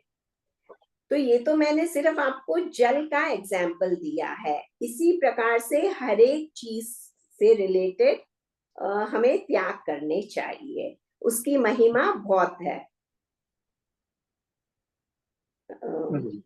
जी जी हेमलता जी रंजना ने हैंड रेज किया हुआ है। हाँ, जी अभी अभी आप जय जिनेंद्र, अभी आपने जय बताया ना जल का, तो मेरे को इसमें से एक जिज्ञासा थी कि जैसे हमने जी आपने कहा 100 लीटर, बाकी जो हम घर का काम करते हैं, कुछ भी घर मान लो टंकी में पानी भरा, कूलर में पानी भरा, या बर्तन किए, कपड़े धोए, तो वो पानी फिर जी किसके निमित्त लगता है?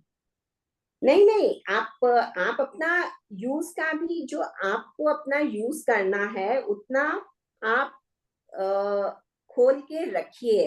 आप ज्यादा भी रखेंगे ना तो भी आपका सीमाकरण होगा। और नहीं, वो तो आपके आप अगर 2 14 नियम में लीटर भी रखती हूँ मैं, रखती है ना 14 तो नियम में आप रखती हूँ मैं, 14 नियम में जी रखती हूँ मैं, लेकिन जिज्ञासा थी, मान लो कि हाँ। फिल्टर में पानी यूज सबका होता है, मोटर का पानी, टंकी का पानी सबका यूज होता है, तो किसके लिए लग रहा है, निमित्त किसमें हो रहा है? हम लोग परिवार वाले सब आ रहे हैं या मेरा हो रहा है? देखिए उसमें ये हो जाता है ना, अपने 3 करण 3 योग होते हैं। तो हम्म इन सब में मतलब आपके योग कितने मिले हुए हैं, और आप एक स्वयं कर रहे हैं, एक आप दूसरे से कोई दूसरा कर रहा है, तो इन सब चीजों से भी फर्क पड़ता है। और घर आप जैसे फिल्टर खुद चला रहे हैं, या एक हो सकता है ना कि आपके घर में और कोई उसे चलाता है। तो इन सब चीजों से त्याग में फर्क पड़ता है। और दूसरा, इसमें आपकी आसक्ति कितनी जुड़ी हुई है वह भी इम्पोर्टेंट है। और इसके अलावा आप जो अपने लिए रखते हैं, तो इसीलिए तो सीमा हम जो करते हैं उसमें ये करते हैं कि मैंने जो लोटे में पानी रखा है उसके अलावा मैं नहीं पीऊंगी, या मतलब मैंने जो अपना घड़ा भरा है उसके अलावा हम इतने से ज्यादा नहीं पिएंगे या उससे ज्यादा नहीं पिएंगे। हम जितना उससे संक्षेपीकरण कर सके ना, उतना ही ज्यादा अच्छा होता है। हाँ नहीं, वो आपकी बात सही है, लेकिन मतलब मेरा क्वेश्चन ये था कि जैसे आप, हम लोग घर में 10 मेंबर हैं, तो 10 मेंबर जी का मतलब टंकी तो एक के ऊपर होती है छत पे, तो हमने मोटर जी चलाई। तो मोटर मतलब जी कोई भी, मतलब जब मैंने चला ली, मैंने रखा तो एक रन एक योग से त्याग है, क्योंकि एक रन एक योग से हम ज्यादातर त्याग करते हैं। तो वो हाँ, पानी फिर किसका लगा? वो पानी क्या नहीं टंकी का भर रही है, 500 लीटर नहीं की है? नहीं, हाँ तो वो ठीक है, आप आपके घर में आपके निमित्त से ही, आपके और आपके परिवार के निमित्त से लगा है, वो तो है ही ना। आप तो सिर्फ उसमें फिर उतना पानी का उतना रख के उपकरणों का आप जो टंकी जीव है वो चला किसके दोगे, बंधन वो है? नहीं होता नहीं है ना। हेमलता जी, मतलब मेरे ख्याल से लिमिट उस प्रकार से रख सकते हैं, जैसे जी 500 लिमिट लीटर की उस, टंकी है तो आप दिन में 2 बार मैक्सिमम एक टंकी भरेंगे, तो आप 1000 लीटर की या 1500 लीटर रख लीजिए, नहीं तो आप दो लीटर हजार भी मत लीटर रखिए, चाहे आपको अगर लीटर भी नहीं पता है अपने को, वो भी नहीं रखना है, तो आपने वो भी रख सकते हैं कि मैं 2 बार 3 बार से अधिक इसको नहीं चलाऊंगी, और इसको चलाने में जितना पानी यूज होता है उतना मेरा आगार है, उसके अलावा नहीं करूंगी। जी। इस तरह हाँ, से ये भी ठीक आप है। कर हाँ, सकते हैं। ओ मैडम। जी जी आधार रख सकते हैं, आधार रख सकते हैं, जी आधार रख सकते हैं, जैसे मैं जितना यूज करूँ उतना जी आधार उसी का त्याग। जी जी आगार। ओके, तो अब हम आगे बढ़ते हैं अपने अगले क्रम की ओर, जो कि हमारा क्विज का है। तो मैं आमंत्रित करना चाहूंगी राहुल जी से कि वो आज का क्विज स्टार्ट करें।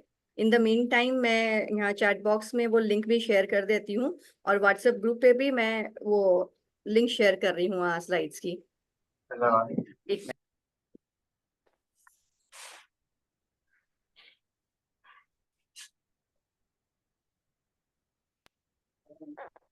जय जिनेंद्र सभी को। लिंक आपके व्हाट्सएप ग्रुप पे शेयर कर दिया गया है, और मैं अपनी स्क्रीन शेयर कर लेता हूँ, 1 मिनट।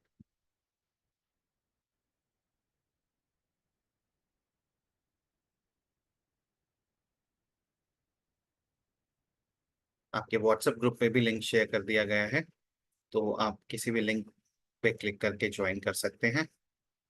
एंड सभी अपना नाम और फोन नंबर दोनों जरूर लिखें।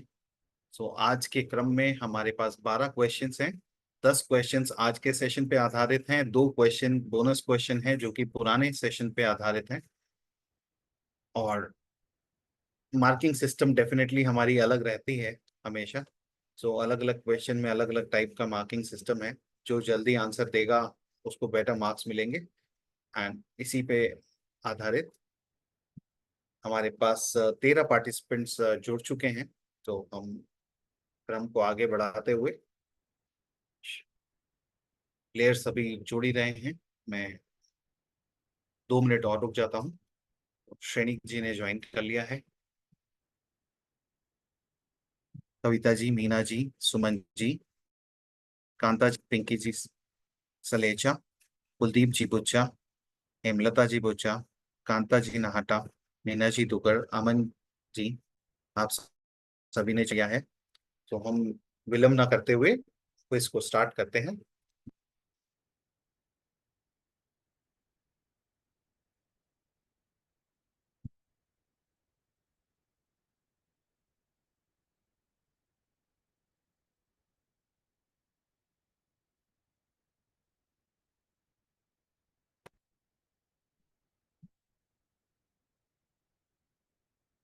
कुछ टेक्निकल इश्यूज के कारण थोड़ा स्लो चल रहा है सिस्टम। पहला क्वेश्चन आपकी स्क्रीन पर, अधोलोक की ऊंचाई कितनी है?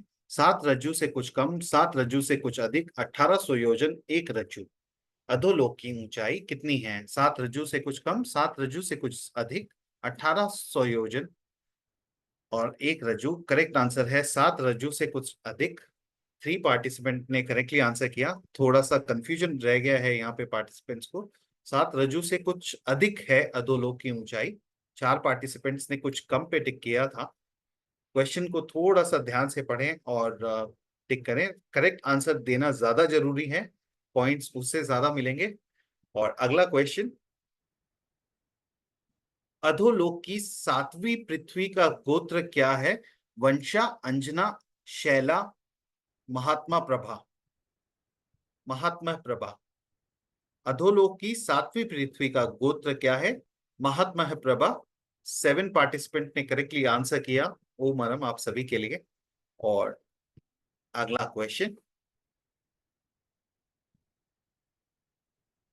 अधोलोक की प्रथम पृथ्वी का नाम क्या है? धम्मा, धूम प्रभा, पंख प्रभा, बालुका प्रभा। धम्मा, धूम प्रभा, पंख प्रभा, बालुका प्रभा। करेक्ट आंसर है धम्मा। 5 पार्टिसिपेंट ने करेक्टली आंसर किया इसको। यह गेम इंटरनेट पे आधारित है। कहीं आपका अगर नेटवर्क इशू हुआ तो गेम स्लो हो जाता है। कई बार आंसर सबमिट करने के बाद भी सबमिट नहीं होते। आप प्लीज उस एरिया में थोड़ा सा शिफ्ट हो जाए जहां आपका नेटवर्क अच्छा पकड़ता हो, जहां आपको नेट सही मिलता हो। और अगले क्वेश्चन पे हम चलते हैं। अगला क्वेश्चन आपके सामने, रत्न प्रभा पृथ्वी का बाह्य मोटाई कितनी है? 10,000, 60,000, 1,80,000, 5,00,000। रत्न प्रभा पृथ्वी का बाह्य 1,80,000 है। 11 पार्टिसिपेंट्स ने करेक्टली आंसर किया। लगभग सारे ही पार्टिसिपेंट ने इसको करेक्टली आंसर किया है। ओम मरम सभी के लिए। और अगला क्वेश्चन आपके सामने, उसके बाद हम चलेंगे लीडरशिप बोर्ड पे। क्वेश्चन है, रत्न प्रभा पृथ्वी के कितने कांड हैं? आपको करेक्ट आंसर टाइप करना है। रत्न प्रभा पृथ्वी के कितने कांड हैं? करेक्ट आंसर आपको टाइप करना है। टाइप किए हुए आंसर्स आपके सामने आएंगे अभी। तो 3 है करेक्ट आंसर। 8 पार्टिसिपेंट ने करेक्टली आंसर किया इसको। और लीडरशिप बोर्ड पे हम चलते हैं। लीडरशिप बोर्ड आपके सामने, कविता जी ने 5 क्वेश्चन करेक्ट आंसर किए हैं और 289 पॉइंट्स पे हैं। 222 पॉइंट्स के साथ हेमलता जी बुच्चा और मधु जी बैद और अमन जी ऑन 212 पॉइंट्स। हम चलते हैं अपने नेक्स्ट स्लैब पे, 5 क्वेश्चन का स्लैब। क्वेश्चन आपके सामने, रत्न प्रभा पृथ्वी के कुल कितने अंतर हैं? 12, 5, 7, 11। रत्न प्रभा पृथ्वी के कुल कितने अंतर हैं? 12, 5, 7 और या 11। करेक्ट आंसर है 12। 8 पार्टिसिपेंट ने करेक्टली आंसर किया। अगला क्वेश्चन, प्रथम रत्न प्रभा पृथ्वी के कितने अंतरों में भवनपति देव रहते हैं? 10, 20, 5, 6। प्रथम रत्न प्रभा पृथ्वी के कितने अंतरों में भवनपति देव रहते हैं? करेक्ट आंसर है 10 और 10 ही पार्टिसिपेंट ने इसको करेक्टली आंसर किया। ओ मरम, करेक्ट आंसर को आंसर करने वाले भी उतने ही थे। सातों पृथ्वियों में मिलाकर कितने प्रतर हैं? 521, 101, 49, 5। सातों पृथ्वियों में मिलाकर कितने प्रतर हैं? करेक्ट आंसर है 49 और 9 पार्टिसिपेंट ने करेक्टली इसको आंसर किया। अगला क्वेश्चन आपके सामने, सातों पृथ्वियों में कुल कितने अंतर हैं? 42, 77, 205, 1008। सातों पृथ्वियों में कुल कितने अंतर हैं? 42 अंतर हैं और 11 पार्टिसिपेंट ने करेक्टली इसको आंसर किया। आप सभी के लिए ओ मरम। अगला क्वेश्चन, सातों पृथ्वियों में कितने नरकावास हैं? 10,51,000, 84,95,000। सातों पृथ्वियों में कितने नरकावास हैं? 84 लाख नरकावास हैं। 11 पार्टिसिपेंट ने करेक्टली इसको आंसर किया। और हम चलते हैं आज के अपने लीडरशिप बोर्ड पे। Leadership board, after this round changes आ गए हैं। कविता जी ने 10 के 10 करेक्ट आंसर दिए हैं। सेकंड वाले इस सेशन में हेमलता जी और अमन जी ने बहुत ही जल्दी आंसर करके ज्यादा पॉइंट्स अर्जित किए और 508 पॉइंट्स से हेमलता जी फर्स्ट पोजीशन पे, अमन जी सेकंड पे और कविता जी 482 पॉइंट के साथ थर्ड पॉइंट पे है। इस पर्टिकुलर सेशन पोर्शन पे सुमन जी जैन ने बहुत ही अच्छा परफॉर्म किया, 309 पॉइंट अर्जित किए और फोर्थ पोजीशन पे आ गए हैं। और अगला क्वेश्चन बोनस क्वेश्चन है। बोनस क्वेश्चन हम पिछले सेशन में जो हमने सीखा था उसके पुनरावर्तन पर आधारित होता है। क्वेश्चन आपके सामने 150 पॉइंट का क्वेश्चन है, करेक्टली आंसर करना है। लवन समुद्र के मालिक देव का नाम क्या है? पद्मदेव, अनादत, गरुड़, सुस्थित। पद्मदेव, अनादत, गरुड़, सुस्थित। लवन समुद्र के मालिक देव का नाम है सुस्थित। 7 पार्टिसिपेंट ने करेक्टली आंसर किया। और लीडरशिप बोर्ड हम देखना चाहेंगे कोई बदलाव है, नहीं है? बिल्कुल बदलाव है। Hemlata ji on first position, Suman ji Jain on second and Aman ji on third position now. और आज का अंतिम और लास्ट क्वेश्चन 150 पॉइंट का क्वेश्चन और 150 के 150 मार्क्स मिलेंगे आपको। करेक्टली आंसर करना है। लवन समुद्र में महापाताल कलश कितने हैं? 6, 5, 4, 8। लवन समुद्र में महापाताल कलश कितने हैं? 4 महापाताल कलश हैं। 10 पार्टिसिपेंट ने करेक्टली आंसर किया इसको, सबको मिलेंगे 150 पॉइंट्स। और लीडरशिप बोर्ड में कोई चेंजेस नहीं। Hemlata ji on top position today, Suman ji और Aman ji on second and third position, बहुत ही थोड़े से पॉइंट से Kanta ji on fourth position है। ओम परम सभी को। हम आज भी डिस्टिंक्टिव प्लेयर्स को चूज करेंगे और पिछले कुछ सेशंस के डिस्टिंक्टिव प्लेयर्स को चूज करके हमने रखा हुआ है। उन सब की बुक्स एक साथ प्रेषित कर दी जाएगी। सो आपको वो बहुत ही जल्द आध्यात्मिक बुक्स हैं वो मिल जाएंगी। और गरिमा जी, ओवर टू यू।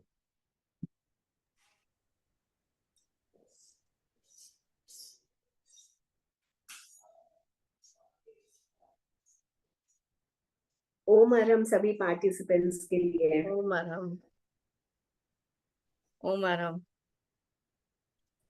आज का गेम देख के भी लगा क्विज के हाँ कि सबने बहुत अच्छे से आज अटेंड किया था ये सेशन, सिवाय एक क्वेश्चन को छोड़ के। मैं जी, क्योंकि यहाँ पे क्या प्रतर अंतर कितने हैं, कुल कितने हैं, उस टाइप के क्वेश्चंस थे। तो ये थोड़े मुझे लगा कि कई लोग इसे गलत आंसर करेंगे, पर सबने बहुत अच्छे से किया। बिल्कुल जी, बिल्कुल बहुत रंजन, अच्छा। बिल्कुल। सेशन भी बहुत अच्छा था, इंटरेस्टिंग था और गूज बम्प्स देने वाला था। मैं सभी का साधुवाद करती हूँ। बहुत बहुत आभार रंजना जी आपका, जो इतने अच्छे हमारे सेशंस गए हैं, इतने नॉलेजेबल और इंटरेस्टिंग वे में अलोंग विद द डायग्राम्स आपने इतना अच्छा समझाया है हमें। मध्य लोग तो हमारा देखिए आप पाताल लोक तो सही में केवली भगवान तीर्थंकर भगवान कैसे देखे हैं पूरी पूरे खाली लोग, ऐसा लग रहा पूरे है लोग को ही उन्होंने कैसे देखा है ना, तो आश्चर्य ही है। 2.5 दी 15 क्षेत्र 15 टन भूमि। बिल्कुल बिल्कुल। आभार ज्ञापन करना चाहूंगी हमारे टीपीएफ वाइस प्रेसिडेंट सैनिक जी जैन का, राजेश जी जैन जो हमारे टीपीएफ दिल्ली के प्रेसिडेंट हैं, और हमारे Bharat ji Bengani TPF north zone के सेक्रेटरी हैं, उनका भी आभार ज्ञापन करना चाहूंगी, अभी वो जुड़े हुए नहीं हैं। और आभार ज्ञापन करना चाहूंगी डॉक्टर दिनेश जी जैन का, जो कि आज उपस्थित थे हमारे सेशन में, जो कि हमारे लिए गर्व की बात भी है, जैसे कि सैनिक भैया ने बताया था। और लास्ट में आभार ज्ञापन करना चाहूंगी हमारे सभी पार्टिसिपेंट्स का, जो इतने उत्साह के साथ हमारे सेशंस अटेंड कर रहे हैं और ऑन अ रेगुलर बेसिस हमारे साथ जुड़े हुए हैं। फर्स्ट सेशन से लेके आज तक के सेशन तक काफी जन है जो हमारे साथ रेगुलर जुड़ रहे हैं। लास्ट टाइम हुआ बहुत आभार। ज्वाइन कनेक्ट नहीं हो रहा था, नेट इशू, वो बारिश बहुत थी मुंबई में, आज तो पूरा हुआ मेरा। जी बिल्कुल, आपका उत्साह बिल्कुल समझ सकते हैं सुमन जी ये सेशंस को लेके। बहुत बहुत आभार आपका। याद रहे नहीं रहे, कुछ सीखने को मिल रहा है, जानकारी मिल रही है। बिल्कुल, ये सुन के भी हमें भी बहुत अच्छा लगता है कि हाँ, हमारे पार्टिसिपेंट्स सच में ये सेशंस लाइक कर रहे हैं, समझ रहे हैं उनको, क्योंकि ये एक अलग ही टॉपिक है लोक का, जैन कॉस्मोलॉजी का, जो कि समझना इतना आसान नहीं होता है सब पार्टिसिपेंट्स के लिए। तो thank you Ranjana ji so much ऐसे सेशंस हमें करवाने के लिए। श्रेनिक भैया, किसी भी सेशन से कोई भी आध्यात्म की ओर जुड़ता है तो उसकी दलाली तो रंजना जी को जाएगी। जी, टीपीएफ को भी जाएगी, गरिमा जी, बिल्कुल बिल्कुल। राजेश जी, कविता जी, सभी के लिए सही में पूरी टीम को बहुत साधुवाद। ओम परम। धन्यवाद, बहुत धन्यवाद। अगले सेशन में हम फिर मिलेंगे, मंडे रहेगा नेक्स्ट वीक, सेम वेन्यू रहेगा, सेम टाइम रहेगा, बट अलग टॉपिक के साथ आएंगे हम। धन्यवाद। जय जिनेंद्र। जय जिनेंद्र सभी। सभी से सादा जी। जय